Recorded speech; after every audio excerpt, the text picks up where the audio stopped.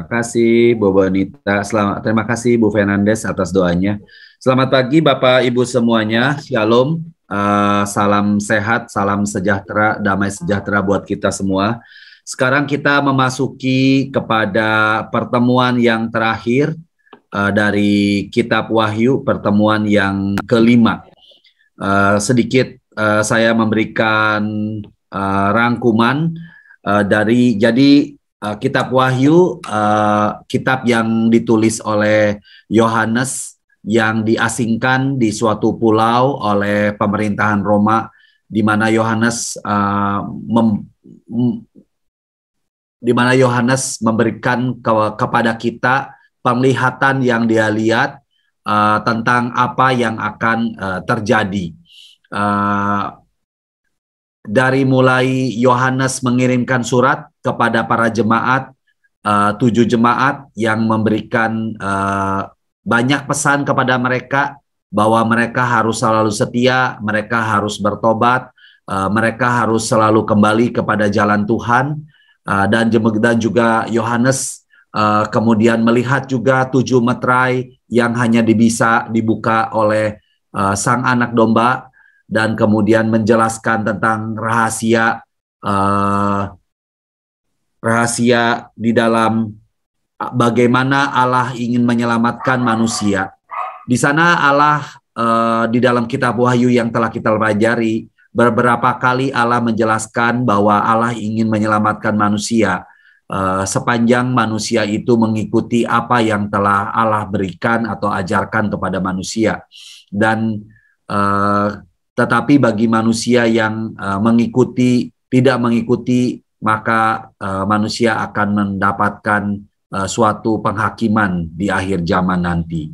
Sehingga Yohanes juga menjelaskan kepada kita begitu banyak penglihatan tentang 7 sangkakala, bagaimana murka Allah, 7 cawan, dan juga bagaimana melihat 7 tanda, ada perempuan, ada naga, lalu ada binatang di dalam air, ada binatang di darat, yang menggambarkan akan ada suatu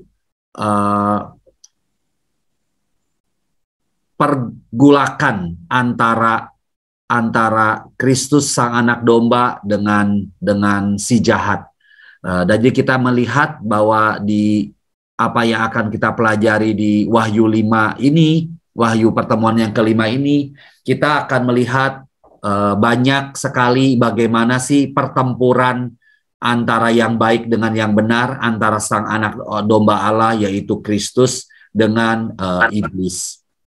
Di sini nanti kita melihat mungkin banyak tanda-tanda, dan kita akan ketemu beberapa ungkapan-ungkapan yang sekarang populer gitu, seperti kerajaan 1000 tahun, tentang mungkin Bapak Ibu ada mendengar rapture gitu ya. Saya juga pernah ditanya pada saat ngajar apakah itu rapture. Di filmnya memang ada yang orang tiba-tiba hilang satu, terus yang satu lagi ditinggal dan lain sebagainya. Nah, kita mungkin perlu jangan terlalu bereaksi dan jangan terlalu heboh ketika melihat itu, dan kita langsung mengambil kesimpulan bahwa itulah seperti apakah sebetulnya yang Gereja Katolik ajarkan. Kalau kita Bapak Ibu mengalami suatu hal yang excited ya, yang kayak tadi hilang, yang sesuatu yang heboh seperti itu, Bapak Ibu sebaiknya tenang saja. Terus kemudian Bapak Ibu bisa search di Katolisitas, terus search apa itu rapture, terus kemudian bagaimana Gereja Katolik, pengajaran Gereja Katolik terhadap rapture, sehingga setelah Bapak Ibu pelajari, Bapak Ibu pahami, nah kemudian Bapak Ibu boleh sharing ke teman-teman yang mungkin excited lah dengan hal-hal seperti itu gitu. Demikian juga tentang kerajaan 1000 tahun, juga suatu hal yang sangat seru, udah sampai ribuan tahun. Jadi sebetulnya apa artinya itu? Karena manusia itu memang lucu, ketika 1000 tahun kerajaan Allah sudah dekat, di sisi lain apa ya, excited gitu ya, mengingatkan ya. Di sisi lain, tetapi ketika saatnya akan tiba, manusia itu sendiri tidak siap gitu. Nah, jadi memang di sini menariknya buat kita, ketika kita membaca, sebetulnya banyak kata-kata penting yang telah kita lalui, seperti setia, seperti bertahan, seperti selalu waspada. Itu sebetulnya ciri daripada, katakanlah, orang-orang Kristen yang setia dalam mengikuti apa yang Tuhan inginkan kita jalankan. Baik Bapak Ibu, kita sekarang akan masuk ke Wahyu 17, kita selesaikan sampai dengan Wahyu 22. Jadi agak panjang, saya beberapa hal yang mirip-mirip dengan yang sudah saya tidak akan jelaskan terlalu banyak. Jadi di sini kita akan melihat rangkai yang keenam, yaitu tentang pelacur atau tentang perempuan. Nanti akan dijelaskan bagaimana sih kita akan melihat atau mengartikan perempuan ini. Sebelum saya jelaskan, saya akan remind kembali catatan saya di minggu lalu. Bapak Ibu pernah ingat ya. Jadi ketika kita membaca binatang laut, binatang darat, lalu hari ini kita ketemu binatang lagi, pelacur, berarti sama dengan nabi-nabi palsu. Binatang laut ataupun binatang itu artinya pemegang wewenang politik yang korup. Jadi yang berkuasa. Berarti dalam hal ini kerajaan itu sendiri gitu. Sementara kalau kita baca tentang binatang darat, pelacur, nabi-nabi palsu, itu artinya itu otoritas agama yang korup artinya. Terus kemudian arti histori saat itu Yerusalem, dan arti masa akhir nanti kalau binatang laut ataupun katakanlah binatang-binatang yang ditunggangi itu adalah antikristus, dan pelacur itu adalah nabi-nabi palsu. Jadi yang bawah itu sebenarnya menggambarkan, memang terlihat indah, tetapi sebetulnya apa ya, seperti serigala berbulu domba lah. Nah, harapan itu kan terjadi dengan Yerusalem yang apa ya, Tuhan atau Allah sangat mengharapkan Yerusalem itu setia, tetapi Yerusalem itu ternyata lebih setia kepada katakanlah pemegang kuasaan politik, dalam hal itu Roma. Jadi nanti ketika kita membaca, kita nggak usah terlalu bingung, karena memang tafsir pertama, terutama tentang Babylon, tentang Babel, itu banyak merujuk kepada Roma. Tetapi tafsir-tafsir terakhir itu bisa Roma, tetapi juga bisa Yerusalem. Bahkan kalau Scott Hahn sekarang cerita, itu bisa siapapun penguasa di dunia ini, ataupun siapapun itu bisa berubah akibat jika kita tidak setia kepada Tuhan. Jadi artinya udah bisa memiliki arti yang lebih luas gitu. Jadi supaya kita tidak terpaku tertanya ini Yerusalem atau Roma, kita bisa tes nanti kira-kira seperti apa. Baik Bapak Ibu, kita kembali lagi. Oke, saya bacakan bab 17 ayat 1 sampai dengan 6, kita coba. Lalu datanglah seorang dari ketujuh malaikat yang membawa ketujuh cawan itu, berkata kepadaku, mari ke sini, aku akan menunjukkan kepadamu putusan atas pelacur besar yang duduk di tempat yang banyak airnya. Dengan dia raja-raja di bumi telah berbuat cabul, dan penghuni-penghuni bumi telah mabuk oleh anggur percabulannya. Jadi di sini kita melihat, ini tafsir pertama, Roma disebut sebagai pelacur karena sama seperti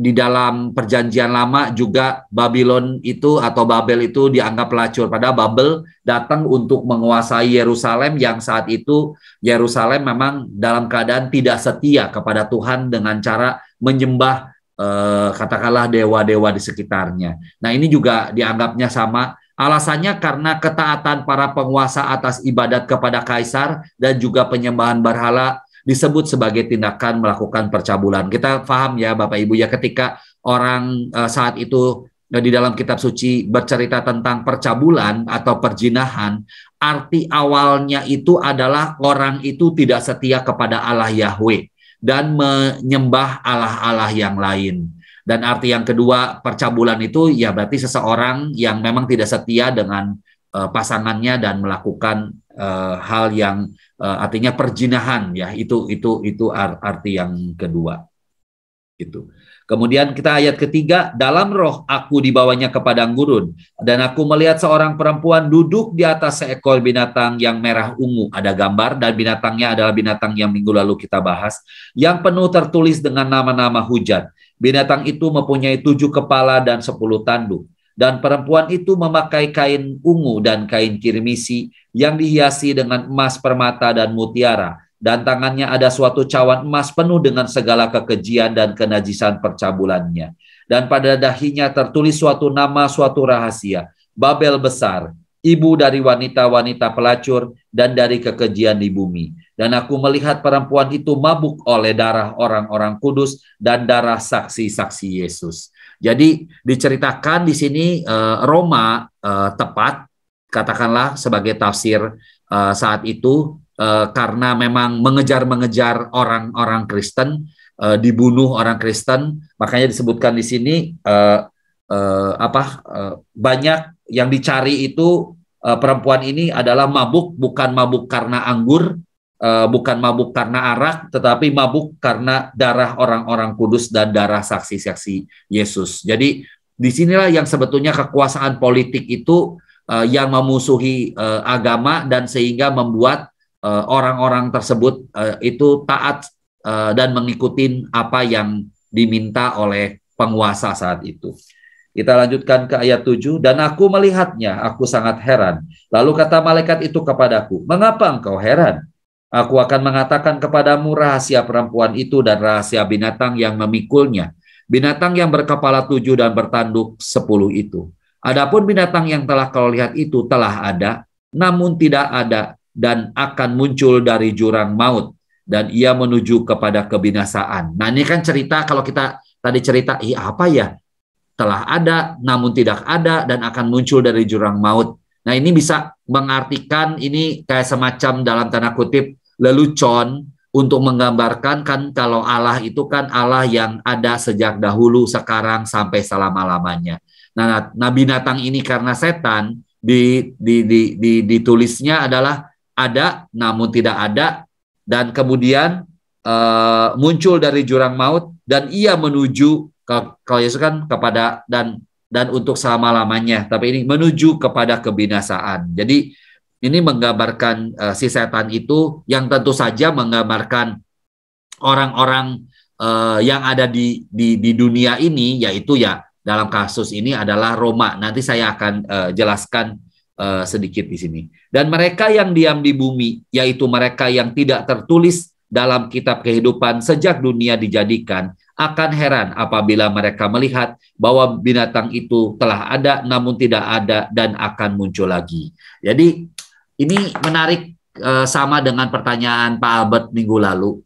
Jadi pada saat Yesus wafat dan bangkit, ini titiknya nanti supaya ini sebagai prolog ya buat Bapak Ibu tentang kerajaan 1000 tahun. Maka saat itu semua orang itu diselamatkan karena Yesus telah mengalahkan maut. Dan Yesus menyelamatkan semua orang manusia. Tetapi gereja Katolik kan sangat menekankan kepada kebebasan manusia. Sehingga misalnya ambil contoh, saya misalnya ini ada 29 orang atau bobonita sudah membelikan kita tiket semuanya untuk pergi ke Balikpapan misalnya. Kapan? Kata ibu. Ibu bilang nanti deh kita Natalan tanggal 25 Agustus. Ya sudah, kita semua udah sangat excited untuk pergi ke Balikpapan karena Ibu Bonita udah membelikan tiket buat kita. Tetapi pada saat tanggal 25 Desember tahun ini ketika kita ketemu, ternyata dari 29 orang yang sudah dibelikan tiket itu sudah yang ada hanya 20 orang. Nah, pertanyaannya kan, maka yang ada di Balikpapan tanggal 25 saat itu adalah apa tuh namanya? Hanya 20 orang, atau yang tidak datang pada hari Natal saat itu adalah 9 orang. Nah, bahasa di sini sebetulnya itu menunjukkan seperti itu, bahwa setiap orang itu telah diselamatkan oleh Tuhan, tetapi di dalam perjalanannya orang itu diberikan kebebasan oleh Tuhan untuk setia, untuk mengikuti jalannya, atau orang Tuhan katakan bagi yang percaya kepadanya akan memperoleh keselamatan. Jadi pilihan ada di tangan kita, ada di tangan setiap manusia. Kita mau, kalau latihan nanti mau ke sorga, ya mestinya kita latihannya bersama Tuhan. Apa yang Tuhan mau, ya kita ikutin, karena itu kurang lebih yang kita ingin harapkan. Tetapi kalau kita ingin pergi ke neraka, ya maka kita ikut apa yang diperintahkan oleh si jahat. Nanti karena akan diceritakan bahwa si jahat itu tetap ada dan dia tetap menggoda kita, walaupun kekuasaan atau kekuatannya tidak sekuat sebelum Tuhan Yesus katakanlah wafat dan mengalahkan maut gitu. Nah, di sana berarti di dalam cerita ini yang namanya sudah tidak ada di dalam kitab kehidupan, tidak tertulis di dalam kitab kehidupan sejak dunia jadikan, artinya bahwa memang ada manusia yang sebetulnya sudah diselamatkan, tetapi karena pilihan manusia itu sendiri, maka manusia itu tidak ada namanya dalam kehidupan sejak dunia jadi ibaratnya ya ibu itu nggak ada ya, jadi emang ibu itu memang udah tidak ikut lagi sebetulnya Natalan sama kita dari awal gitu, karena memang seperti itu. Nah, kedua, tentang seberapa jauh sih sebetulnya Allah itu dengan ya omnipoten ya, kemahakuasaan, kemahaan ya, maha kuasa, maha segalanya. Itu kan juga sulit bagi kita bahwa misalnya ini memang diberikan kebebasan kepada manusia, tetapi kan kalau kita perhatikan ada sering dalam relasi kita dengan Allah bahwa kita meminta Allah untuk bisa mengabulkan permohonan-permohonan kita. Gitu. Dan ketika kita melakukan permohonan-permohonan kita kan kita percaya di dalam hati kita bahwa Allah ini dengan segala kemahaan, omnipotens lah bahasa Inggrisnya itu sebetulnya memang bisa mengatur, kalau bahasa orang Katolik, penyelenggaraan ilahi, mengatur katakanlah tatanan hidup manusia gitu.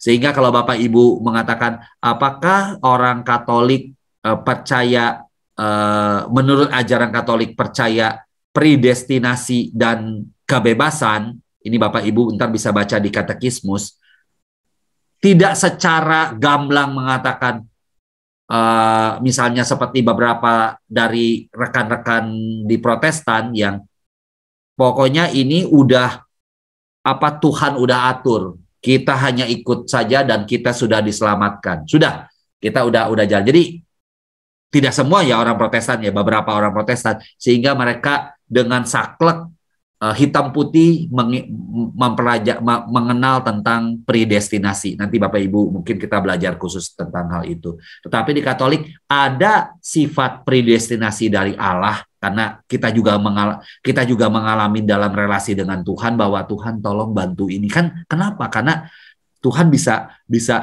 kasarnya menggeser ya, dalam arti kata bisa mengabulkan permohonan kita yang ada gitu. Tapi apakah seseorang dari awal udah tahu bahwa dia itu berdosa dan Tuhan akan masukkan ke dalam neraka? Kita lihat apa yang terjadi dengan si jahat yang di sebelah Yesus, bahwa dengan pertobatan ternyata orang yang pencuri itu juga Tuhan selamatkan. Ya, mudah-mudahan memberikan sedikit gambaran kepada Bapak Ibu tentang kitab kehidupan, nanti dijelasin di belakang lagi. Dan yang penting di sini ialah akal yang mengandung hikmat. Ketujuh kepala itu ialah 7 gunung yang di atasnya perempuan itu duduk. Ya, udah tahu Bapak Ibu, berarti pasti ada beberapa kerajaan atau kekuasaan yang dikuasain oleh Roma. Ya, ketujuhnya juga adalah 7 raja. 5 diantaranya sudah jatuh, yang 1 ada dan yang lain belum datang. Dan jika ia datang, ia akan tinggal seketika saja. Oke, sampai dengan ayat 10 ya. Oke. Nah, Bapak Ibu, jadi di sana kalau kita cerita Roma ya Bapak Ibu. Ini saya sharing satu ya ke Bapak Ibu nih. Mudah-mudahan saya ada. Oke. Banyak yang melihat ini seperti ini Bapak Ibu. Jadi 5 yang telah ada itu, 1 jangan nggak dihitung Julius Caesar, karena kita mulainya dari Yesus ya, 1, 2, 3, 4, 5. Jadi ini dianggap bahwa 5 ini memang telah ada gitu, dan mereka pada saat itu terjadi di Kaisar Nero, dan ada 3 raja ini yang memang sebentar aja, tahun 89, 69, 69, dan kemudian diteruskan oleh Vespasian, Titus, dan Domitian, di mana saat itu kitab Wahyu ini ditulis. Ini yang meminta kepada seluruh umat atau seluruh rakyat agar rakyat itu menyembah dirinya dengan cara Domitian ini membuat patung gitu. Nah, jadi ada tafsir yang mengartikan seperti ini, dan dari tulisan ini kurang lebih lah ini menggambarkan, sehingga pada saat kejadian maka itu menggambarkan Kaisar Nero. Tetapi pada saat kitab Wahyu ditulis di tahun 100, berarti itu menggambarkan Domitianus yang memang meminta kepada umat ataupun warga-warganya agar mereka bisa atau mau menyembah kepadanya gitu. Nah, ini yang sebetulnya gambar-gambaran yang ada di sini. Nah, di sini kalau kita melihat kan ada kata-kata, tapi bagi orang-orang yang memang yang tadi disebutkan yang tidak tertulis di dalam kitab kehidupan, itu akan heran gitu. Jadi seolah-olah jadi tertarik untuk bisa mengikuti mereka, padahal mereka akan hidup, akan berjalan mereka justru akan menuju kepada kebinasaan.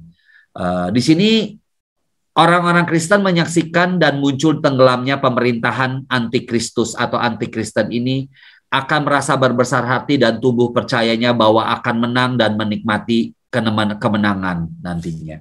Oke. Saya lanjutkan lagi.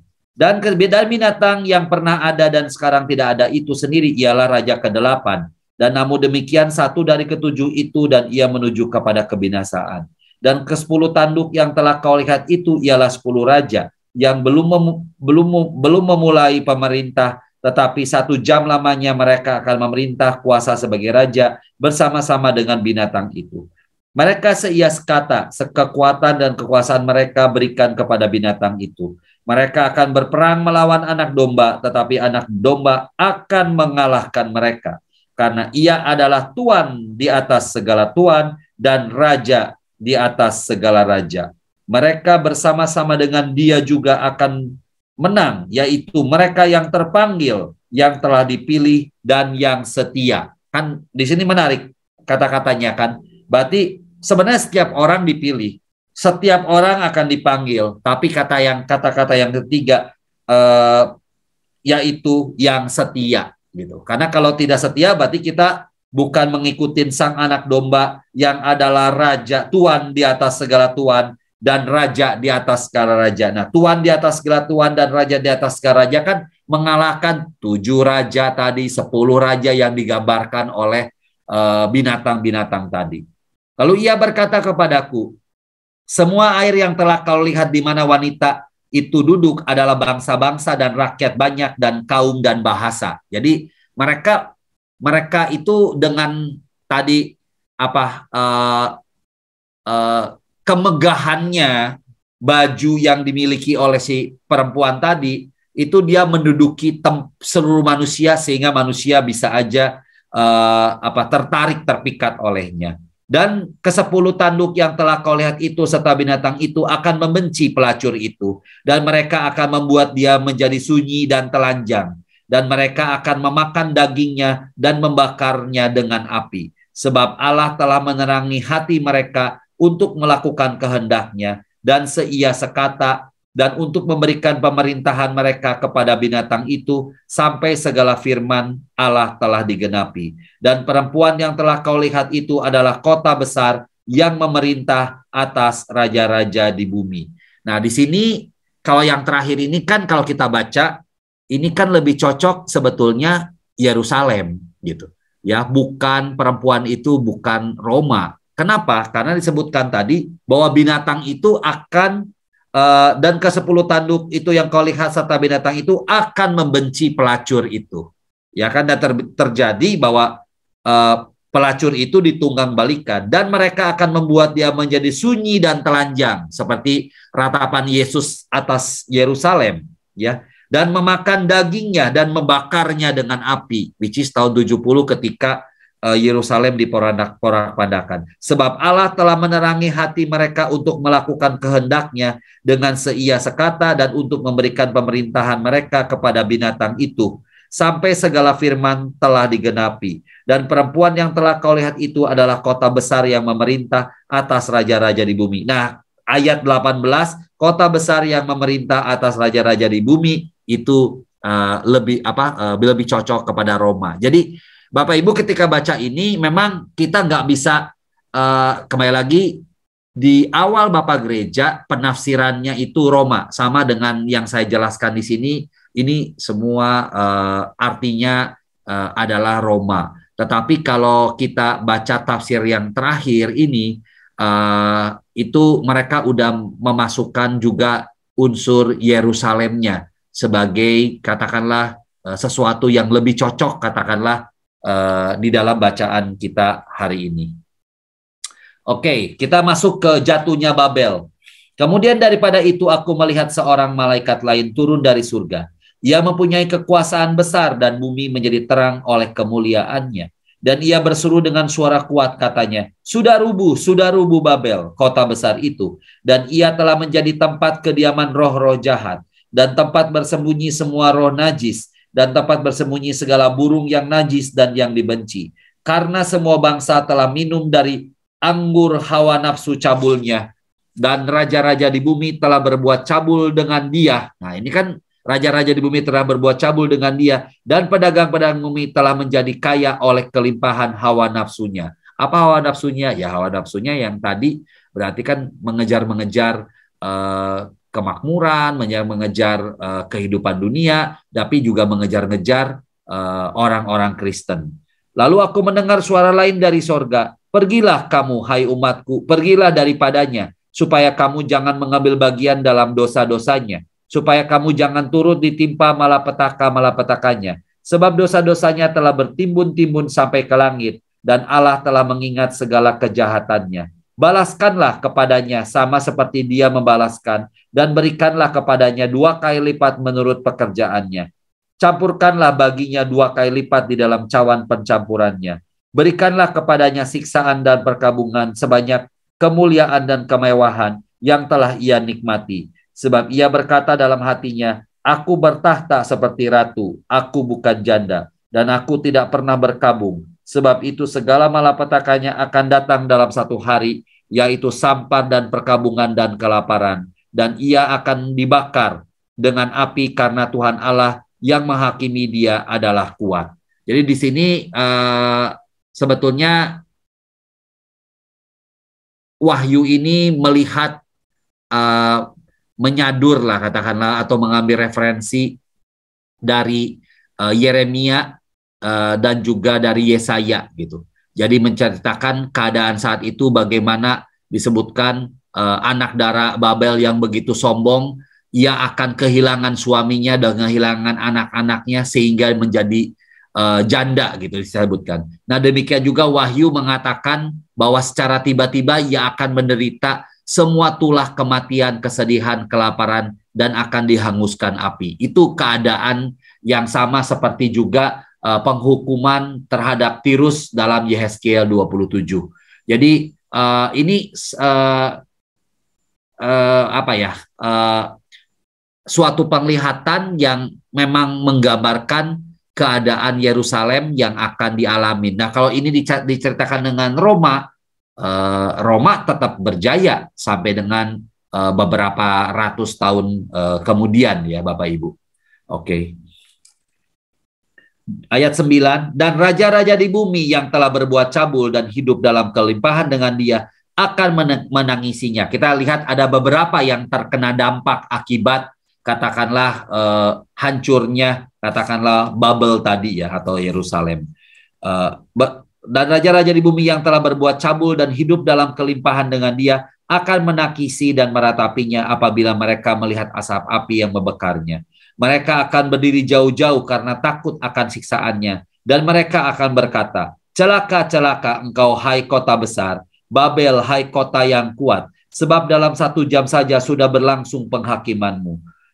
Dan jadi itu raja-raja. Yang kedua adalah pedagang-pedagang di bumi menangis dan berkabung karena dia. Sebab tidak ada orang lagi yang membeli barang-barang mereka, yaitu barang-barang dagangan dari emas dan perak, permata dan mutiara dari lenan halus dan kain ungu, dan dari sutra dan kain kirmizi, pelbagai jenis barang dari kayu yang harum baunya, pelbagai jenis barang dari gading, pelbagai jenis barang dari kayu yang mahal, dari tembaga besi dan pualam, kulit manis dan rempah-rempah wangi-wangian, mur dan kemenyan, anggur, minyak, tepung halus dan gandum, lembu sapi, domba, kuda dan kereta, budak dan bahkan nyawa manusia. Dan mereka akan berkata, sudah lenyap buah-buahan yang diingini hatimu, dan segala yang mewah dan yang indah telah hilang daripadamu, dan tidak akan ditemukan lagi.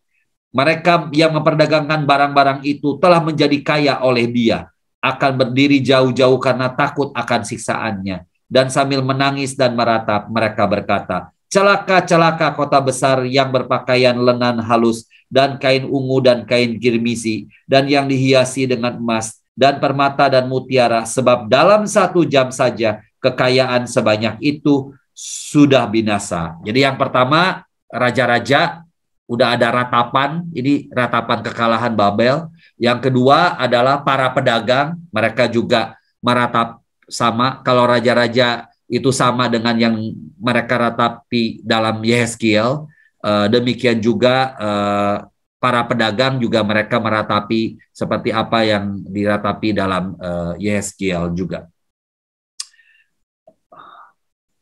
Baik, kita lanjutkan.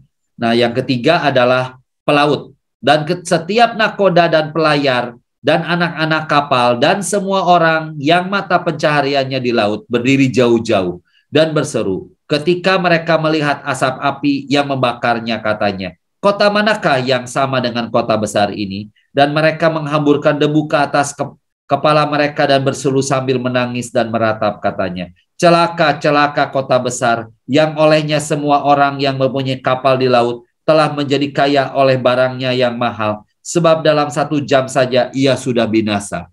Bersukacitalah atas dia, hai sorga, hai kamu, hai orang-orang kudus, rasul-rasul dan nabi-nabi, karena Allah telah menjatuhkan hukuman atas dia karena kamu.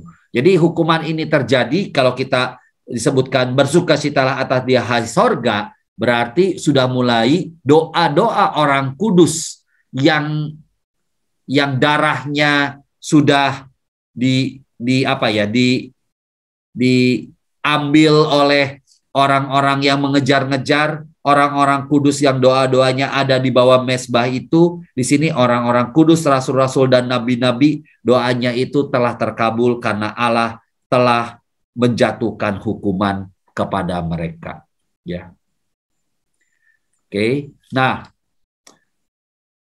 ayat 21, 20 sebetulnya, ini sudah ceritanya bersukacita karena Babel telah hancur. Jadi ayat 20 sampai dengan 24 ini justru kebalikan dari ratapan yang kita baca sebelumnya gitu. Jadi ayat 21-nya saya bacakan. Dan seorang malaikat yang kuat mengangkat sebuah batu sebesar batu kilangan, lalu melemparkannya ke dalam laut, katanya, demikianlah Babel, kota besar itu, akan dilemparkan dengan keras ke bawah, dan ia tidak akan ditemukan lagi. Ini kalau dibilangkan ini Babel tidak akan ditemukan lagi, apakah ini Roma? Kan tidak. Sebetulnya kalau kita melihat sejarah Yerusalem setelah tahun 70, dan kemudian bangsa itu diporak-porandakan, pada dasarnya bangsa Yerusalem itu kan udah nggak ada lagi. Dia menjadi diaspora dan dia tersebar sampai ribuan tahun, Bapak Ibu. Sampai dengan tahun 1948 ketika Israel itu berada di Palestina sekarang. Bayangkan nggak Bapak Ibu, ini cerita ini benar-benar cerita yang nyata ya. Jadi ada bangsa Israel? Ada. Bukan tidak ada, tapi ada di mana-mana. Ada di Eropa, ada di Middle East, ada di Amerika, ada di mana-mana. Jadi Yerusalem ini di dalam cerita yang terjadi di tahun 70 ini benar-benar sesuatu yang terjadi dan memang sangat mencengangkan lah buat kita kalau kita baca ya. Dan suara pemain-pemain kecapi dan penyanyi dan peniup seruling dan sangkakala tidak akan kedengaran lagi di dalammu. Dan seorang yang ahli dalam suatu kesenian tidak akan ditemukan lagi di dalammu. Dan suara kilangan tidak akan kedengaran lagi di dalammu. Dan cahaya lampu tidak akan bersinar lagi di dalammu, dan suara mempelai laki-laki dan pengantin perempuan tidak akan kedengaran lagi di dalammu, karena pedagang-pedagangmu adalah pembesar-pembesar di bumi. Oleh ilmu sihirmu semua bangsa disesatkan, dan di dalamnya terdapat darah nabi, orang-orang kudus, dan darah semua orang yang dibunuh di bumi. Jadi ya itu yang terjadi di sana. Oke, kita masuk ke ayat ke-19, bab 19, yaitu kegembiraan gereja atas runtuhnya Roma, atau tadi ya runtuhnya Yerusalem. Kemudian daripada itu, bab 19 ya Bapak Ibu, kemudian daripada itu, aku mendengar seperti suara yang nyaring dari himpunan besar orang banyak di sorga, katanya, haleluya, praise the Lord, puji Tuhan. Pujilah Allah Yahweh. Keselamatan dan kemuliaan dan kekuasaan adalah pada Allah kita. Sebab benar dan adil segala penghakimannya. Karena ialah yang telah menghakimi pelacur besar itu, yang merusakkan bumi dengan percabulannya, dan ialah yang telah membalaskan darah hamba-hambanya atas pelacur itu. Dan untuk kedua kalinya mereka berkata, haleluya, ya, asapnya naik sampai selama-lamanya. Dan ke-24 tua-tua dan keempat makhluk itu tersungkur dan menyembah Allah yang duduk di atas tahta itu, dan mereka berkata, amin, haleluya. Maka terdengarlah suatu suara dari tahta itu, pujilah Allah kita, hai kamu semua hambanya, kamu yang takut akan Dia, baik kecil maupun besar. Jadi di sini kita melihat bahwa secara tidak langsung kan, kalau kita perhatikan tadi setelah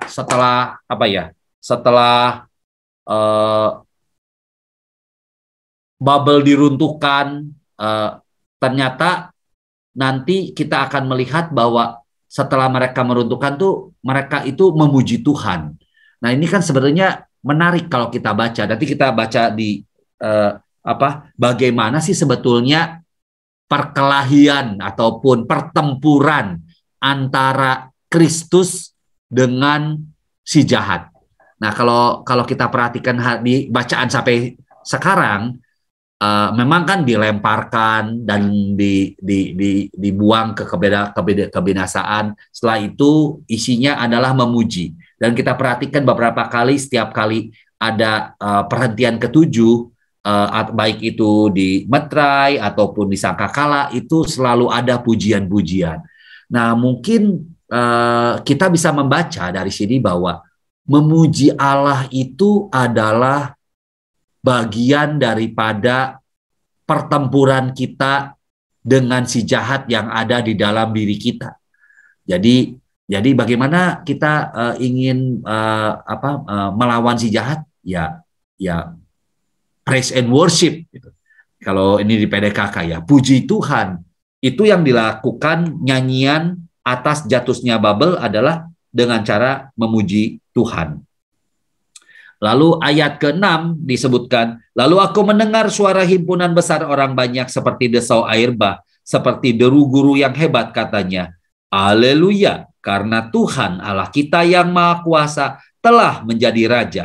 Marilah kita bersuka cita dan bersorak-sorai dan memuliakan Dia, karena hari perkawinan anak domba telah tiba dan pengantinnya telah siap sedia.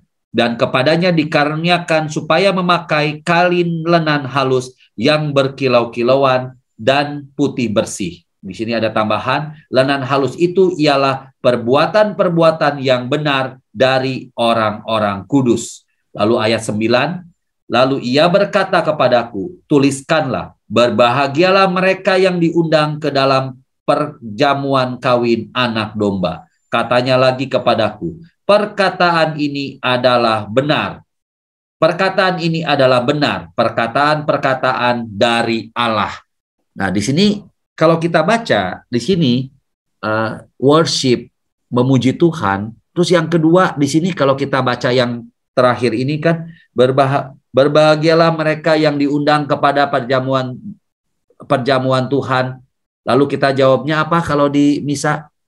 Ya Tuhan, saya tidak pantas Tuhan datang pada saya, tetapi bersabdalah saja maka saya akan sembuh. Berarti di sini kegembiraan gereja atas runtuhnya Roma, atau kegembiraan gereja atau bentuk daripada kita ketika mengalami pergulatan dengan si jahat yang nanti akan dijelaskan di dalam 1000 tahun itu adalah dengan cara kita misa, dengan cara kita datang kepada Ekaristi.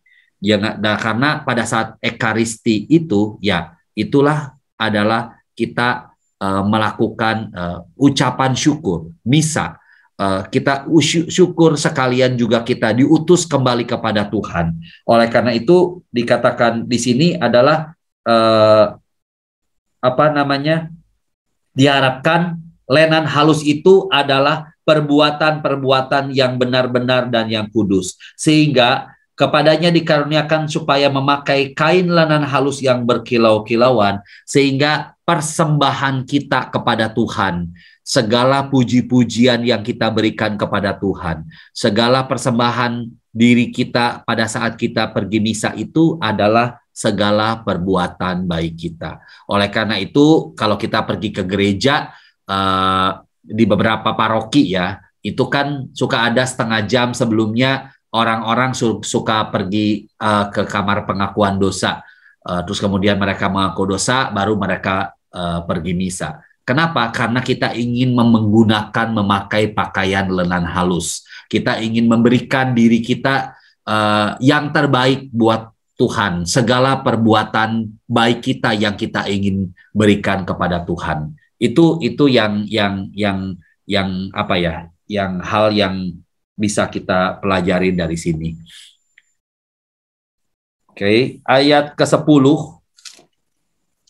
Maka tersungkurlah aku di depan kakinya untuk menyembah dia, tetapi ia berkata kepadaku, janganlah berbuat demikian. Aku adalah hamba sama seperti engkau dan saudara-saudaramu yang memiliki kesaksian Yesus. Sembahlah Allah, karena kesaksian Yesus adalah roh nubuat. Jadi di sini disebutkan, ini kayak tambahan ayat ke-10 ini, karena kan kalau kita cerita lagi sedang sedang menyembah, sedang memuji Tuhan, terus tiba-tiba tersungkurlah aku. Ini kayak, tapi ada kata hal penting di sini adalah bahwa kesaksian itu adalah merupakan ciri orang Kristen.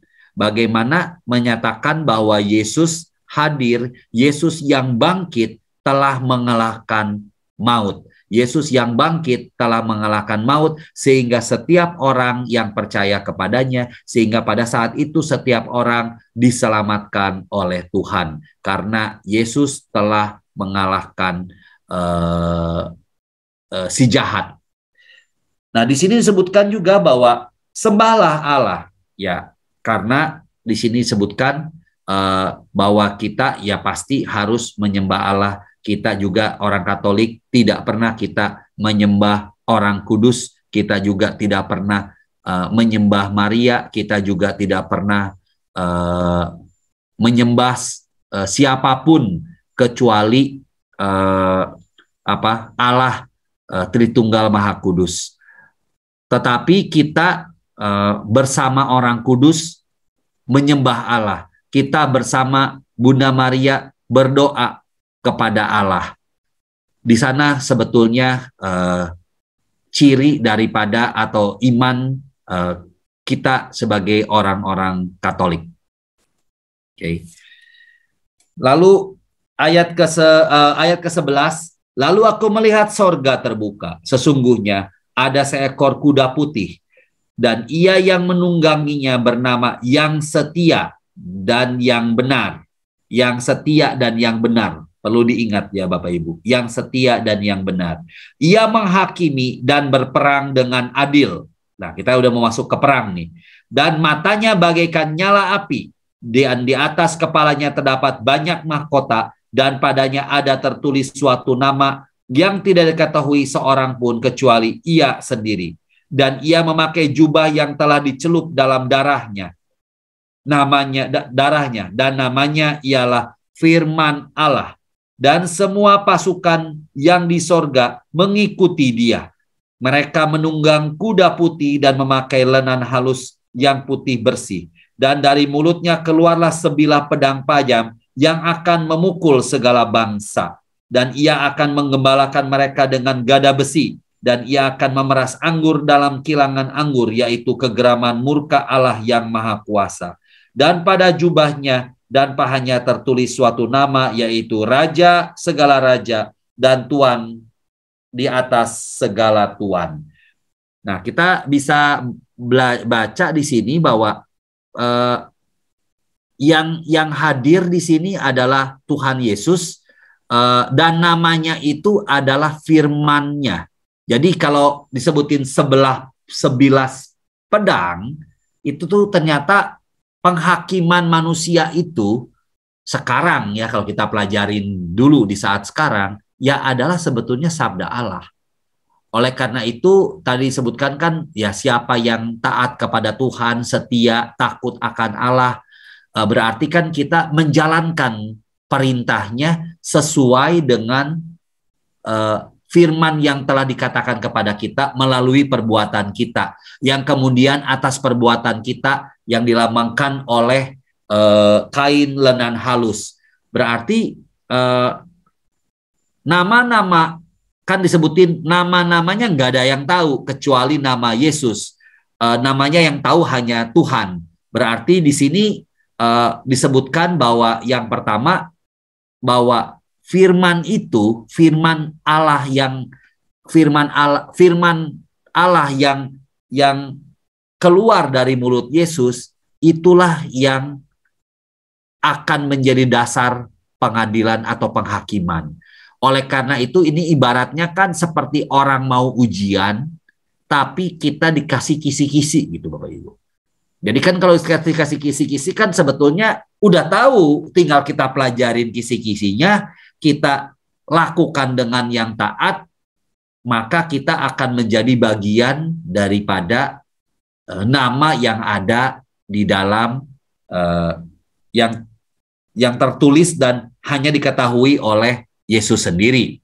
Satu. Kedua, kita perlu belajar bahwa ada tentang mahkota mesianis, terutama dengan sebutan Raja segala raja dan Tuan segala tuan, karena bagi bangsa Yahudi saat itu memang kan mereka menunggu Sang Mesias, tetapi di dalam benak mereka, Masias yang mereka mau itu adalah benar-benar seperti Daud yang benar-benar menguasai teritori di seluruh kerajaan, di seluruh Galilea gitu ya, dan dia benar-benar bisa berkuasa. Nah, tapi di sini disebutkan justru bahwa nama dari Tuhan Yesus itu adalah Raja dan di segala Raja dan Tuan di atas segala Tuan. Nah, gabungan dari nama-nama dan lambang-lambang yang melekat pada penunggang ini menjelaskan bahwa tak seorang pun akan lolos dari penghakimannya. Di sini kan penghakiman ini yang akan dilakukan oleh Tuhan Yesus, ya bahkan saudara kita yang Muslim pun percaya bahwa penghakiman ini akan dilakukan oleh Nabi Isa, yaitu oleh Yesus sendiri. Baik, kita lihat bagaimana binatang kemenangan atas binatang dan nabi-nabi palsu. Lalu aku melihat seorang malaikat berdiri dalam matahari, dan ia berseru dengan suara nyaring kepada semua burung yang terbang di tengah langit, katanya, marilah ke sini dan berkumpullah untuk turut dalam perjamuan Allah, perjamuan besar, supaya kamu makan daging semua raja, dan daging semua panglima, dan daging semua pahlawan, dan daging semua kuda, dan daging semua penunggangnya, dan daging semua orang, baik yang merdeka maupun hamba, baik yang kecil maupun yang besar. Dan aku melihat binatang itu dan raja-raja di bumi serta tentara-tentara mereka telah berkumpul untuk melakukan peperangan melawan penunggang kuda itu dan tentaranya. Maka tertangkaplah binatang itu, dan bersama-sama dengan dia nabi palsu yang telah mengadakan tanda-tanda di depan matanya. Dan dengan demikian ia menyesatkan mereka yang telah menerima tanda dari binatang itu dan yang telah menyembah patungnya. Keduanya dilemparkan hidup-hidup ke dalam lautan api yang menyala-nyala oleh belerang. Dan semua orang lain dibunuh dengan pedang yang keluar dari mulut penunggang kuda itu, dan semua burung kenyang oleh daging mereka. Nah, di sini kan ini kembali lagi diberikan apa ya? Diberikan suatu sindiran lah. Dipanggil burung-burung, burung-burung, binatang-binatang, sini naik ke atas.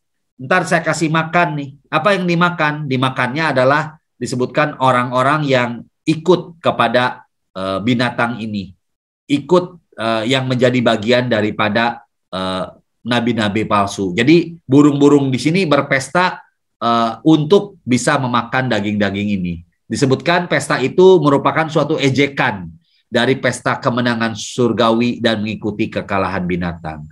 Nah, binatang tidak dibunuh ya, binatang atau nabi palsu, tetapi dipenjara di dalam Hades atau di dalam neraka. Nah, ini akan muncul ke bab 20. Nah, ini penglihatan ke-6 ini yang di bab 20. Nanti kita coba pelajari pelan-pelan yang ini, karena ini banyak sekali Bapak Ibu akan pahami, tetapi kita menggunakan ilustrasi yang tafsir yang sesuai dengan agama Katolik. Ya. Lalu aku melihat seorang malaikat turun, bab 20 ya Bapak Ibu. Lalu aku melihat seorang malaikat turun dari sorga memegang anak kunci jurang maut. Ya, dan suatu rantai besar di tangannya. Ia menangkap naga di si ular tua, yaitu iblis dan setan. Dan ia mengikatnya 1000 tahun lamanya, lalu melemparkannya ke dalam jurang maut, dan menutup jurang maut itu, dan memeteraikannya di atasnya, supaya ia jangan lagi menyesatkan bangsa-bangsa sebelum berakhir masa 1000 tahun itu. Kemudian daripada itu, ia akan dilepaskan untuk sedikit waktu lamanya. Udah mulai susah ya. Ini udah mulai susah dan banyak sekali tafsir ini gitu, tafsir yang terutama di 20 bab 20 ini ya. Jadi di sini dijelaskan lalu aku melihat seorang malaikat turun dari surga memegang anak kunci jurang maut, suatu rantai besar di tangannya. Maka Yesus melihat Lalu aku melihat iblis jatuh seperti kilat dari langit. Di dalam Lukas itu menggambarkan kemenangan atas iblis. Ya, jadi menurut Santo Agustinus, selama di belenggunya iblis dimasukkan bahwa mereka tidak boleh mencobai manusia semau-maunya. Jadi kan Adam dan Hawa ketika digodai oleh si iblis, kemudian makan buah terlarang lah katakanlah, dari pohon kehidupan, kemudian langsung surga dan neraka terpisah. Saat itu manusia terus berjuanglah di bumi dari mulai Adam dan Hawa, Kain dan Abil, Noah, kemudian juga Abraham sampai dengan Daud, kemudian Daud keturunannya yaitu dijanjikan seorang Mesias dalam diri Tuhan Yesus. Nah, Tuhan Yesus mengatakan bahwa rubuhkanlah bait Allah ini dan aku dalam 3 hari akan membangunnya kembali. Nah, di sana kan menggambarkan bahwa Tuhan Yesus ketika wafat dan kemudian mati, maka Tuhan Yesus mengalahkan kematian sehingga Tuhan Yesus itu bangkit. Nah, pada saat itu digambarkan dalam cerita di sini, maka setan yang dilambangkan oleh naga, oleh binatang itu, itu semua dibungkus katakanlah, dimeteraikan tadi. Nah, pada saat itu maka akan ada di mana Yesus berkarya selama 1000 tahun. Nah, yang jadi pertanyaannya, sekarang kan tahun 2222 kan. 1000 tahun itu apa? Gitu. Kita jangan melihat banyak tafsir, kita coba nanti memahami tafsir yang ada di menurut Gereja Katolik itu nanti seperti apa ya. Karena ini memang selalu cerita apakah 1000 itu benar-benar 1000. Lalu kan sekarang kita udah tahun 2020 lebih ya. Jadi memang memang seperti itu. Nanti saya saya akan jelaskan setelah ayat ke-6 ya. Saya lanjutkan dulu ya ayat ke-4. Lalu aku melihat tata-tata dan orang-orang yang duduk di atasnya. Kepada mereka diserahkan kuasa untuk menghakimi. Aku juga melihat jiwa-jiwa mereka yang telah dipenggal kepalanya karena kesaksian tentang Yesus dan karena firman Allah yang tidak menyembah binatang itu dan patungnya dan yang tidak juga menerima tandanya pada dahi dan tanda dan tangan mereka, dan mereka hidup kembali dan memerintah sebagai raja bersama-sama dengan Kristus untuk masa 1000 tahun. Tetapi orang-orang mati yang lain tidak bangkit sebelum berakhir masa 1000 tahun itu. Inilah kebangkitan pertama. Berbahagia dan kuduslah ia yang mendapat bagian dalam kebangkitan pertama itu. Kematian yang kedua tidak berkuasa lagi atas mereka, tetapi mereka akan menjadi imam-imam Allah dan Kristus, dan mereka akan memerintah sebagai raja bersama-sama dengan Dia 1000 tahun lamanya. Ya, jadi di sini disebutkan di ayat 4-6 hanya mereka yang bangkit, yang tidak percaya kepada Kristus tetap tinggal di dunia orang mati, menunggu sampai datangnya pengadilan Allah akhir zaman. Kebangkitan para saksi Kristus merupakan kebangkitan pertama atau disebut berbahagia dan kudus. Kematian kedua tidak berkuasa atas mereka karena mereka belum ditempatkan di surga karena zaman akhir belum tiba. Jadi Bapak Ibu, kan yang di kita sebenarnya ada beberapa penghakiman, nanti saya akan tambahkan. Jadi kalau orang Katolik kan begitu meninggal kita akan ke surga, atau kalau ada dosa berat ke neraka atau purgatori gitu.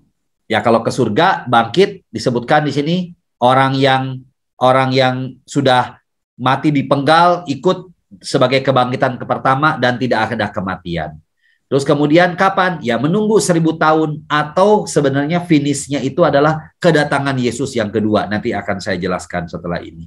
Jadi di perjalanan ini ya kita, kalau orang Katolik, kita banyak berdoa kepada jiwa-jiwa agar jiwa-jiwa itu yang di api penyucian mendapatkan kerahiman Allah, sehingga bisa masuk ke dalam surga, ke tempat sambil menunggu katakanlah zaman akhir akan tiba.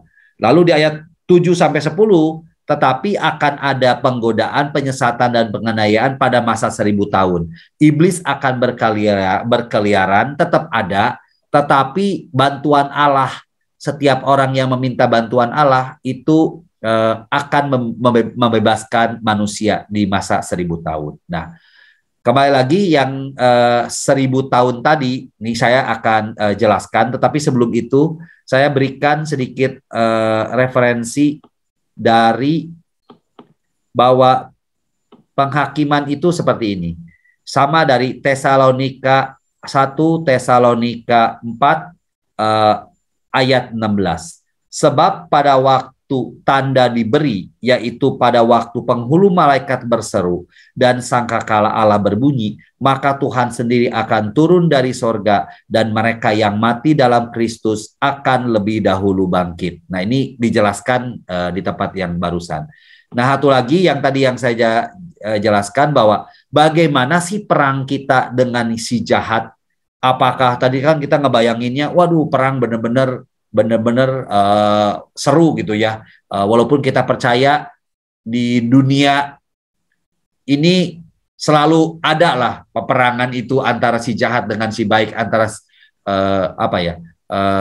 godaan-godaan yang ada dengan yang kita. Lalu apa senjata kita? Nah, apa yang ada di dalam Efesus, dan terimalah ketopong keselamatan dan pedang roh, yaitu firman Allah, dalam segala doa dan permohonan. Jadi itu Bapak Ibu modal kita.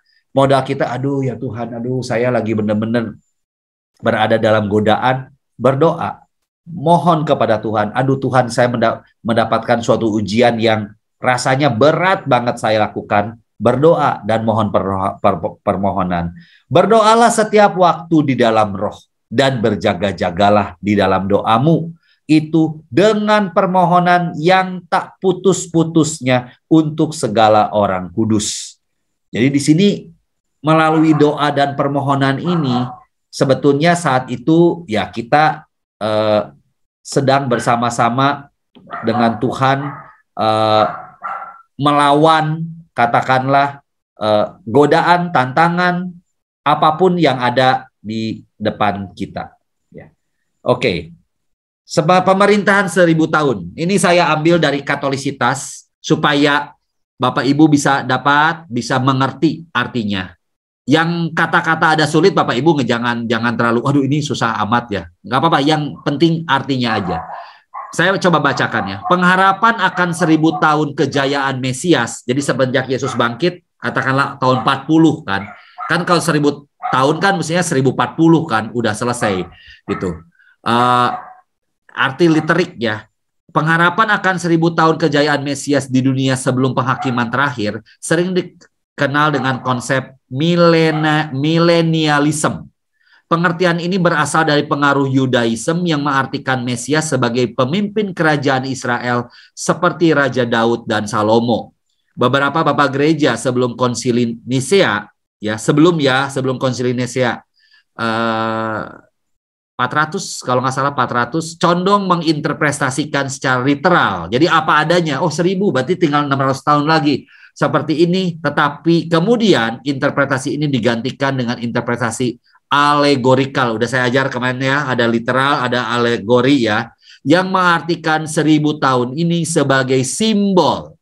Bukan 1000 benar-benar tahun 41 sampai berfinish di 1040. Tidak. Tetapi kita udah tahun 2022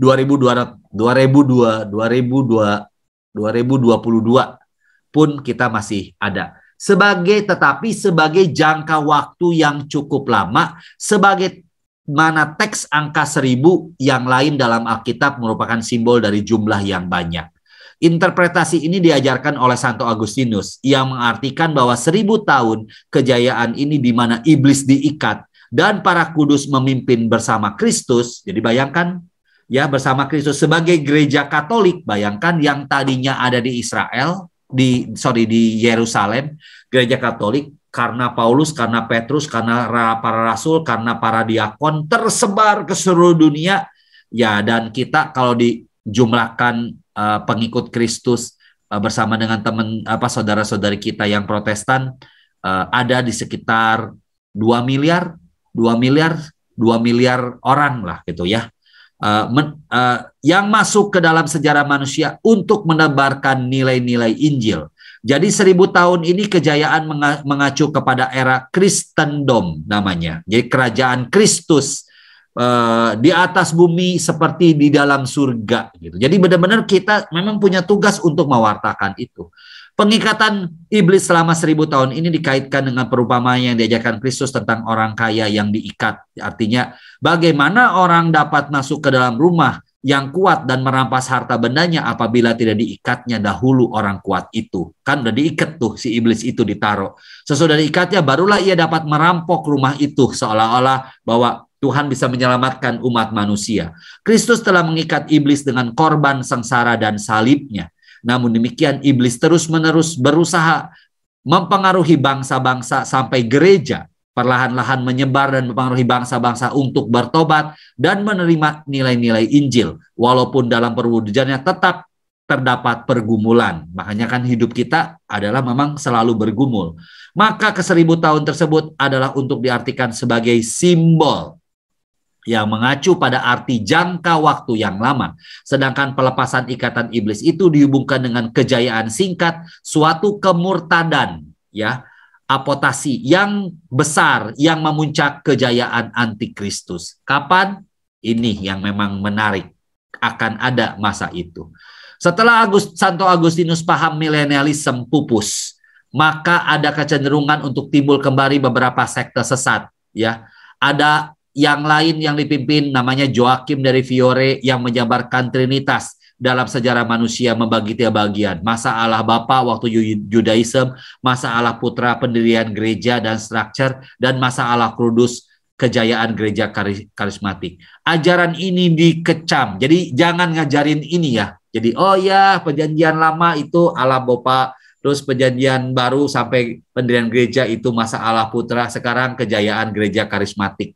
Itu dikecam pada abad 13. Ya, setelah revolusi Protestan, paham milenialisme mengambil 2 macam aliran yang berbeda, bahkan 3. Ada premilenialisme, kedatangan Kristus sebelum kerajaan 1000 tahun, postmilenialisme, kedatangan Kristus terjadi setelah kerajaan 1000 tahun, dan amilenialisme mengikuti ajaran Agustinus sehingga sama dengan pandangan Katolik yang artinya 1000 itu berarti selamanya.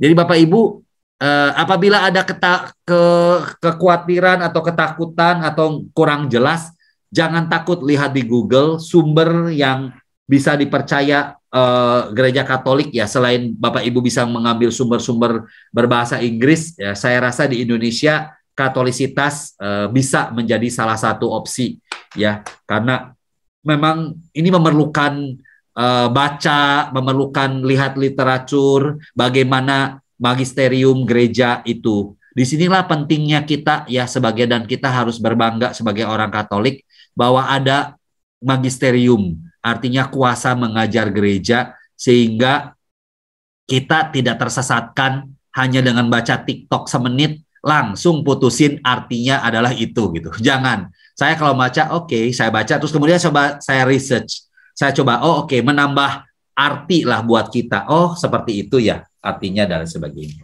Yuk kita teruskan lagi ya di ayat 11. Dan aku melihat suatu tahta putih yang besar dan dia yang duduk di atasnya. Dari hadapannya lenyaplah bumi dan langit dan tidak ditemukan lagi tempatnya. Dan aku melihat orang-orang mati besar dan kecil berdiri di depan tahta itu. Lalu dibuka semua kitab dan dibuka juga sebuah kitab lain, yaitu kitab kehidupan. Dan orang-orang mati dihakimi menurut perbuatan mereka. Nah, ini penghakiman ya Bapak Ibu yang kedua ya. Berdasarkan apa yang ada tertulis di dalam kitab-kitab itu. Maka laut menyerahkan orang-orang mati yang ada di dalamnya, dan maut dan kerajaan maut menyerahkan orang-orang mati yang ada di dalamnya, dan mereka dihakimi masing-masing menurut perbuatannya. Ya, lalu maut dan kerajaan maut itu dilemparkanlah ke dalam api lautan api, ke dalam lautan api. Itulah kematian kedua, lautan api. Setiap orang yang tidak ditemukan namanya tertulis di dalam kitab kehidupan itu, ia dilemparkan ke dalam lautan api itu. Ya, jadi di sini memang pekerjaan perbuatan kita dari kita hidup, seperti yang Yesus katakan, pada saatnya tidak ada yang tersembunyi, semuanya akan menjadi terang. Jadi akan dibacakan apa yang kita lakukan, perbuatan kita itu di hadapan Allah, di hadapan malaikat, di hadapan semua orang, sehingga semua orang bisa tahu. Itulah pengadilan. Itulah yang sebetulnya, ya, kalau kita merefleksikan hidup kita, sudah seharusnya tentu kita ingin menulis segala perbuatan baik kita itu sesuai dengan apa yang diajarkan oleh Tuhan, sehingga pada saat nanti kita di masa penghakiman juga buku kehidupan itu yang dibacakan, ya kita berharap ya dengan kerahiman Allah kita bisa tertulis di dalam buku kehidupan tersebut. Gitu. Oleh karena itu, memang kita belajar sebagai pengikut Kristus, memang ya kita harus mengikuti Dia. Kita harus menyangkal diri. Kita harus memikul salib. Gitu. Maka di dalam ayat 14 dan 15, seperti yang dikatakan oleh Paulus, bahwa musuh terakhir yang harus dibinasakan adalah maut. Maka udah tidak ada lagi. Makanya seperti yang masuk saat itu, maka semua orang itu akan hidup. Mereka inilah yang mempunyai tanda dari binatang yang namanya tidak terdapat di dalam kitab kehidupan, akan masuk ke dalam kematian yang kedua, yaitu dilemparkan ke dalam lautan api. Oke, kita masuk ke dua bab terakhir. Lalu aku melihat langit yang baru dan bumi yang baru, sebab langit yang pertama dan bumi yang pertama telah berlalu, dan laut pun tidak ada lagi. Nah, ini menarik kan? Bumi yang baru, langit yang baru, dan laut pun tidak ada lagi. Di sini kata-kata laut menarik, Bapak Ibu. Kan kalau kita membaca novel atau membaca selalu kata-kata ending ini merupakan jawaban atas apa yang ada di depan. Ya, kalau kita baca lagi di kitab Kejadian, kan sebetulnya disebutkan di sini, pada mulanya Allah menciptakan langit dan bumi. Bumi belum berbentuk dan kosong, gelap gulita menutupi samudera raya, dan roh Allah melayang-layang di atas permukaan air. Jadi air ini dari cerita yang ada dari Noah, Musa, kita perhatiin begitu banyak air. Tapi di sini laut ini tidak ada lagi. Dan aku melihat kota yang kudus, Yerusalem yang baru, turun dari sorga, dari Allah, yang berhias bagaikan pengantin perempuan yang berdandan untuk suaminya. Lalu aku mendengar suara yang nyaring dari tahta itu berkata, lihatlah, kemah Allah ada di tengah-tengah manusia, dan ia akan diam bersama-sama dengan mereka. Ya, dan ia akan menjadi Allah mereka. Jadi bait Allahnya udah nggak ada. Jadi tempat udah tinggal bareng gitu. Ya, kalau sekarang kan bangsa Israel dulu buat benar-benar bait Allah seperti bentuk bangunan, tapi ini tidak ada. Tetapi adanya di tengah-tengah manusia. Nah, ini mesti kita bayangkan. Mungkin ini gambarnya yang seperti digambar di sini yang ada. Dan ia menghapus mereka menjadi umatnya dan ia menjadi Allah mereka. Dan ia menghapus segala air mata dari mata mereka. Dan maut tidak akan ada lagi. Jadi kematian itu murni karena dosa. Nah, ketika kematian itu ada, sehingga manusia itu memang harus dibebaskan dari dosa, which is sudah melalui kematian Yesus, melalui pembaptisan kita, sehingga manusia sebetulnya disebutkan masuk ke dalam kebangkitan yang pertama. Maka di sini kalau udah tidak ada maut, maka manusia itu dalam keadaan yang kudus. Maka sering mengatakan kehidupan ini merupakan suatu proses pengudusan, melalui proses yang kita itu semakin dekat kepada Tuhan. Tanpa kita sadarin hidup kita kan sebenarnya mendekat kepada Tuhan. Dan ia akan menghapus segala air mata dari mata mereka dan maut tidak ada akan lagi. Dan tidak ada akan lagi perkabungan atau ratap tangis atau duka cita. Sebab segala sesuatu yang lama itu telah berlalu. Ia yang duduk di atas tahta itu berkata, lihatlah, aku menjadikan segala sesuatu baru. Ini benar-benar sesuatu yang luar biasa. Kalau kita di dalam kehidupan kita, ketika kita terperosok ataupun kita jatuh, ingatlah ayat ini. Lihatlah, aku menjadikan segala sesuatu baru, agar kita semangat, agar kita mau hidup kembali, bangkit kembali untuk terus berjalan.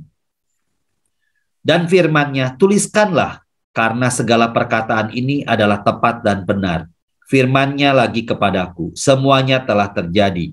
Aku adalah Alfa dan Omega, yang awal dan yang akhir. Orang yang haus akan kuberi minum dengan cuma-cuma dari mata air kehidupan. Barang siapa menang, berarti ini ada syarat. Barang siapa menang, ia akan memperoleh semuanya ini, dan aku akan menjadi Allahnya, dan ia akan menjadi anakku. Tetapi orang-orang penakut, orang-orang yang tidak percaya, orang-orang keji, orang-orang pembunuh, orang-orang sundal, tukang-tukang sihir, penyembah-penyembah berhala, dan semua pendusta, mereka akan mendapat bagian mereka di dalam lautan yang menyala-nyala oleh api dan belerang. Inilah kematian yang kedua. Jadi ini menggambarkan kepada kita bagaimana kehidupan orang yang taat kepada Tuhan dan bagaimana kehidupan katakanlah orang yang tidak taat kepada Tuhan. Makanya disebutkan bahwa mereka harus mendengarkan pewahyuan dan bertobat. Bila tidak, mereka akan dikeluarkan dari keselamatan akhir. Kita lanjutkan ayat 9. Maka datanglah seorang dari ketujuh malaikat yang memegang ketujuh cawan, yang penuh dengan ketujuh malapetaka terakhir itu. Lalu ia berkata kepadaku, katanya, marilah ke sini, aku akan menunjukkan kepadamu pengantin perempuan mempelai anak domba. Lalu di dalam roh ia membawa aku ke atas sebuah gunung yang besar, lagi tinggi, dan ia menunjukkan kepadaku kota yang kudus itu, Yerusalem, turun dari sorga, dari Allah. Jadi Yerusalem itu bukan lagi dibuat manusia, bukan lagi berada di atas gunung, tetapi Tuhan yang memberikan kepada kita. Itulah sebetulnya sang mempelai, ya. Kota itu penuh dengan kemuliaan Allah, dan cahayanya sama seperti permata yang paling indah, bagaikan permata yaspis jernih seperti kristal, dan temboknya besar lagi tinggi, dan pintu gerbangnya 12 buah. Dan di atas pintu-pintu gerbang itu ada 12 malaikat, dan di atasnya tertulis nama ke-12 suku Israel. Di sebelah timur terdapat pintu gerbang, dan di sebelah utara 3 pintu gerbang, di sebelah selatan 3 pintu gerbang, dan di sebelah barat 3 pintu gerbang. Dan tembok kota itu mempunyai 12 batu dasar, dan di atasnya tertulis ke-12 nama ke-12 rasul anak domba itu. Dan ia yang berkata-kata dengan aku mempunyai suatu tongkat pengukur dari emas untuk mengukur kota itu serta pintu-pintu gerbangnya dan temboknya. Kota itu bentuknya 4 persegi pandangnya, sama dengan lebarnya, dan ia mengukur kota itu dengan tongkat 12.000 stadia pandangnya dan lebarnya tingginya sama. Lalu ia mengukur temboknya 144 hasta menurut ukuran manusia, yang adalah juga ukuran malaikat. Tembok itu terbuat dari permata yaspis, dan kota itu sendiri dari emas tulen bagaikan kaca murni. Dan dasar-dasar tembok kota itu dihiasi dengan segala jenis permata. Dasar yang permata batu yaspis, dasar yang kedua batu nilam, dasar batu ketiga batu mirah, dan dasar keempat batu zamrud, dasar kelima batu unam, dasar keenam batu sardis, dasar ketujuh batu ratna, cempaka, yang kedelapan batu beril, yang kesembilan batu krisolit, yang kesepuluh batu krisopas, yang ke-11 batu lazuardi, yang ke-12 batu kecubung, dan ke-12 pintu gerbang itu ialah ke-12 adalah 12 mutiara. Setiap pintu gerbang terdiri dari satu mutiara, dan jalan-jalan kota itu dari emas murni bagaikan kaca bening. Dan aku melihat bait suci di dalamnya, sebab Allah Tuhan yang Maha Kuasa adalah bait, dan aku tidak melihat bait suci di dalamnya, sebab Allah Tuhan yang Maha Kuasa adalah bait sucinya. Demikian juga anak domba itu. Dan kota itu tidak memerlukan matahari dan bulan untuk menyinarinya, sebab kemuliaan Allah meneranginya, dan anak domba itu adalah lampunya. Dan bangsa-bangsa akan berjalan di dalam cahayanya, dan raja-raja di bumi membawa kekayaan mereka kepadanya. Dan pintu-pintu gerbangnya tidak akan ditutup pada siang hari, sebab malam tidak akan ada lagi di sana. Jadi pintu surga itu selalu terbuka. Dan kekayaan hormat bangsa-bangsa akan dibawa kepadanya, tetapi tidak akan masuk ke dalamnya sesuatu yang najis, makanya harus kudus. Dan orang yang melakukan kekejian atau dusta tidak, tetapi hanya mereka yang namanya tertulis di dalam kitab kehidupan anak domba itu. Ya, jadi seperti itu bentuknya. Kalau tadi ada diukur dan sebagainya, ya kembali itu menunjukkan kesempurnaan dan daripada ukuran kota. Dan kalau Bapak Ibu membaca di kitab Imamat ataupun juga di kitab Keluaran, itu Bapak Ibu dan juga sebagian di Bilangan bisa melihat bagaimana orang bangsa Israel itu harus membuat bait Allah yang dengan ukuran-ukuran yang pasti ya, yang harus gitu ya. Oke. Sekarang kita masuk ke bab 22. Lalu ia menunjukkan kepadaku sungai air kehidupan yang jernih bagaikan kristal, dan mengalir keluar dari tahta Allah dan tahta anak domba itu. Di tengah-tengah jalan kota itu, yaitu di seberang menyeberang sungai itu, ada pohon-pohon kehidupan yang berbuah 12 kali, tiap bulan sekali, tiap-tiap bulan sekali, dan daun pohon-pohon itu dipakai untuk menyembuhkan bangsa-bangsa. Maka tidak akan ada lagi laknat. Tahta Allah dan tahta anak domba akan ada di dalamnya, dan hamba-hambanya akan beribadah kepadanya, dan mereka akan melihat wajahnya, dan namanya akan tertulis di dahi mereka. Dan malam tidak akan ada lagi di sana, dan mereka tidak memerlukan cahaya lampu dan cahaya matahari, sebab Tuhan Allah akan menerangi mereka, dan mereka akan memerintah sebagai raja selama-lamanya. Jadi kalau baca seperti ini kan kita sebenarnya sudah tahu bahwa kalau Tuhan menerangi hidup kita, kalau hidup kita menjadi terang bagi sesama, kalau Tuhan menjadi meraja di dalam diri kita, maka kita pasti akan menjadi bagian daripada dalam kerajaan Allah itu sendiri. Jadi sebetulnya di sini memberikan kepada kita sesuatu gambaran yang jelas sekali tentang apa yang harus kita lakukan. Lalu ia berkata kepadaku, perkataan-perkataan ini tepat dan benar, dan Tuhan Allah yang memberi roh kepada para nabi telah mengutus malaikatnya untuk menunjukkan kepada hamba-hambanya apa yang harus segera terjadi. Sesungguhnya aku datang segera. Berbahagialah orang yang menuruti perkataan-perkataan nubuat kitab ini. Jadi kalau aku datang segera ini kan ini apa tuh namanya? Immanuel. Iya, Immanuel. Dan aku Yohanes, akulah yang telah mendengar dan melihat semuanya itu. Dan setelah aku mendengar dan melihatnya, aku tersungkur di depan kaki malaikat yang telah menunjukkan semuanya itu kepadaku untuk menyembahnya. Tetapi ia berkata kepadaku, jangan berbuat demikian. Aku adalah hamba sama seperti engkau dan saudara-saudaramu, para nabi dan semua mereka yang menuruti segala perkataan kitab ini. Sembahlah Allah. Lalu ia berkata kepadaku, jangan memeteraikan perkataan-perkataan nubuat dari kitab ini, sebab waktunya sudah dekat. Barang siapa yang berbuat jahat, biarlah ia terus berbuat jahat. Barang siapa yang cemar, biarlah ia terus cemar. Dan barang siapa yang benar, biarlah ia terus berbuat kebenaran. Barang siapa yang kudus, biarlah ia terus menguduskan dirinya. Sesungguhnya aku datang segera, dan aku membawa upahku untuk membalas kepada setiap orang menurut perbuatannya. Aku adalah Alfa dan Omega, yang pertama dan yang terkemuka, yang pertama dan yang terkemudian, yang awal dan yang akhir. Berbahagialah mereka yang membasuh jubahnya. Mereka akan memperoleh hak atas pohon-pohon kehidupan dan masuk melalui pintu-pintu gerbang ke dalam kota itu. Tetapi anjing-anjing dan tukang-tukang sihir, orang-orang sundal, orang-orang pembunuh, penyembah-penyembah berhala, dan setiap orang yang mencintai dusta dan yang melakukannya tinggal di luar. Aku, Yesus, telah mengutus malaikat-malaikatku untuk memberikan kesaksian tentang semuanya ini kepadamu bagi jemaat-jemaat. Aku adalah Tunas, yaitu keturunan Daud, bintang timur yang gilang gemilang. Roh dan pengantin perempuan itu berkata, marilah, dan barang siapa yang mendengar, hendaklah ia berkata, marilah. Dan barang siapa yang haus, hendaklah ia datang.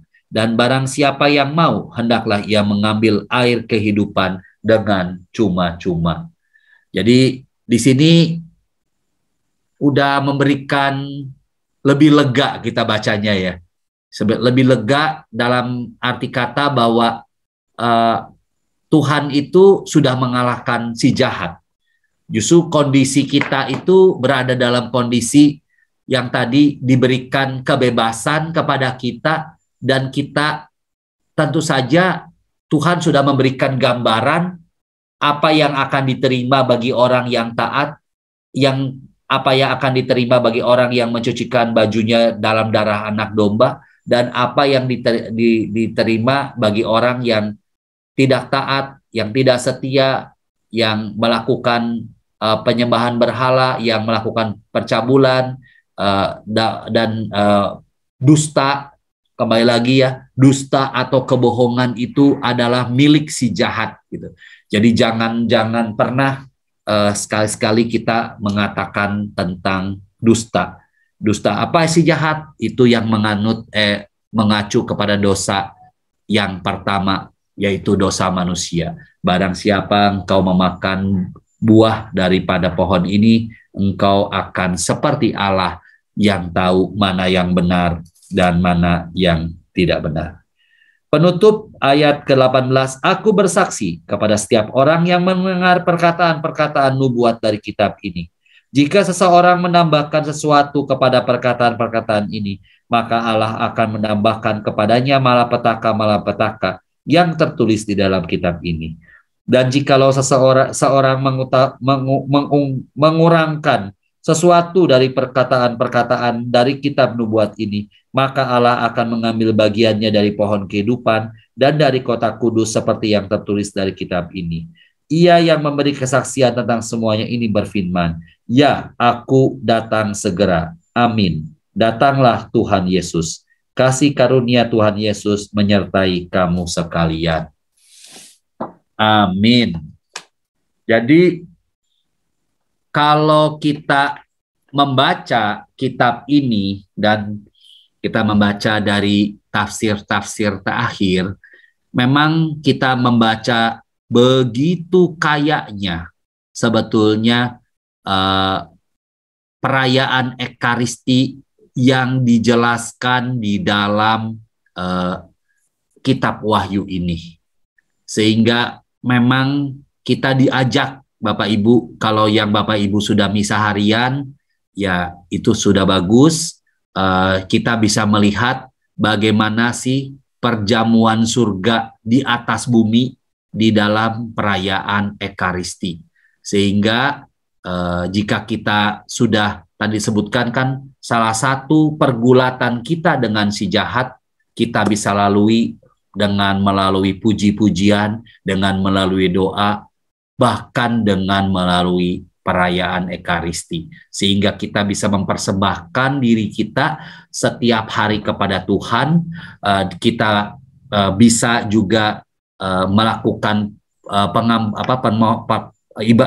sakramen tobat, sehingga kita bisa mempersembahkan segala perbuatan baik kita di dalam Ekaristi, sehingga dengan kerahiman Tuhan, dengan kebaikan Tuhan,